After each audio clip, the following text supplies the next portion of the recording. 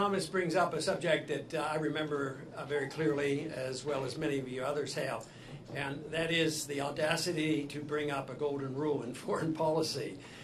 And I did bring that up in one of the debates, and it has turned out that the crowd there happened to think that was an outrage, and they booed this whole idea. But what is life all about? You know, all the great religions endorse in principle. Religions are different, but there's some things that bring religions together. Most of them endorse the Ten Commandments, or major parts of the Ten Commandments, and most of them endorse the Golden Rule. And yet, what is wrong with the Golden Rule in foreign policy? We don't have to have a real complicated philosophy, other than the fact that we shouldn't initiate force. But what do we have today? We have a position that has been endorsed for 10 years now of preemption, and try to have preventive wars. You know, if we were more honest with ourselves, we'd be talking about aggression. This whole idea that we have to go to war to stop somebody because someday they might get a weapon or they might do something bad. And it's just totally out of control. And it's important for a lot of reasons. Under the conditions of war, civil liberties are always more threatened. And certainly today, in these last 10 years, you know, whether it's the NDAA and the Patriot Act and a kill list by presidents that do it without, jurisdiction to do this, it's just going on, and it's going to get much worse unless we have people understanding what these principles are.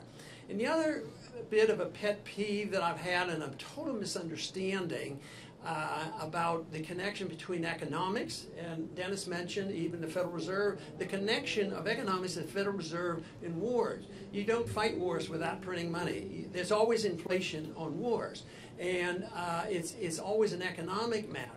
But even today, we have been taught in our schools too often, and this is where education would come in, we have been taught in economics that the Depression ended with the war.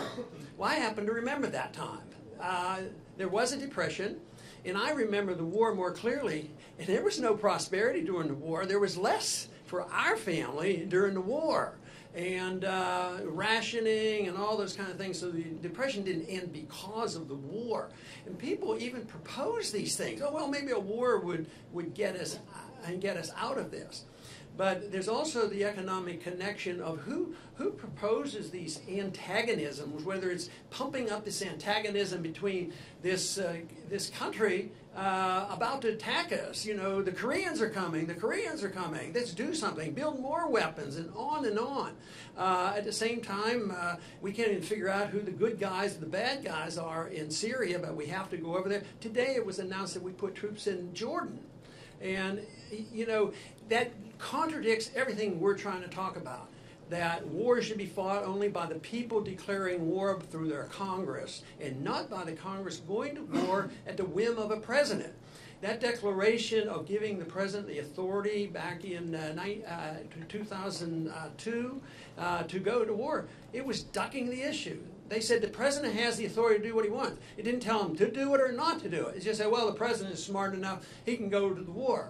At that time, the chairman of the committee told me, once I raised the question about the Constitution and offered a substitute and said, if you guys want to go to war, declare the war and be more honest about it. Of course, nobody voted to do that. But I was lectured, and they said, that part of the Constitution is anachronistic. We don't follow that part of the Constitution anymore. And this is where the problem is. So if we think it's complicated, it really isn't. If we have more people like the gentleman that came here today and just say, you're not allowed to go to war. And if they do go to war, don't give them the money to fight these wars. It's up to the people, though, to make sure their members of Congress, respond that way. But more importantly, governments reflect the people's attitudes. They reflect the attitudes about the war and economics. So if the people say we want this and that, generally that happens. But if the people aren't for wars at the beginning, most of the time people aren't for the war. That's a natural instinct. People want peace and prosperity. And Jimmy testified to it, and Walter testified to it. They come and they give you briefings. Well, a few years ago, like after the first briefing or two, I'm not going to those briefings. Those briefings aren't briefings. We have top secret clearance. But I don't know whether they have the same experience. In a way, I think they do. is that the briefings aren't giving you information, they're giving you war propaganda. They're trying to build up this, and this is what is conditioned between, you know, the government and through news outlets, through TV and radio and movies and everything else. So I don't see the solution as 2 or 3 more members of Congress, which is crucial and helpful. But ultimately, we have to reach the people, we have to reach the young people, we have to change the people's attitude. It'll be so necessary very soon because we're getting to a climactic end of being able to afford these wars and these excessive debts, and it couldn't be done if we couldn't print the money. Well, right now, even the printing presses, though they're running rapidly, that will come to an end too. And then, if they won't listen to us calmly and deliberately and start changing the policy, there will be a time that we will have to reassess it. And the main goal is to fight hard so that the authoritarians who want to even get bigger, more authoritarian government, that ends and they go back, and we don't have to invent something brand new. It's a natural instinct for people to want peace and prosperity, and we have a pretty good history that we had a rule of law at one time, and that's called the Constitution. So if we want to refine the Constitution, that's fine. There can be some changes made.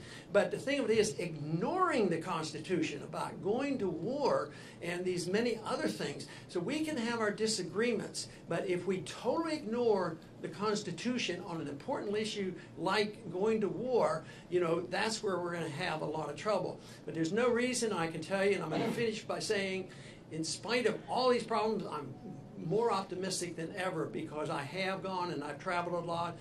This week I've been to the University of Florida and up to Brown University, and the young people responding very, very favorably. I haven't had any young person come up to me and say, you know what, we need more war. I think this is a good idea.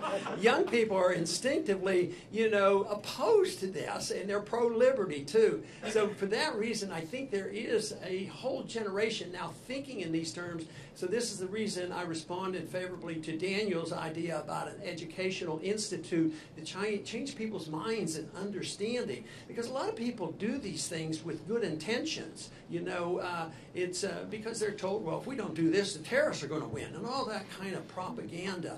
So we have to refute that. If you don't refute it and the people don't understand it, this will continue.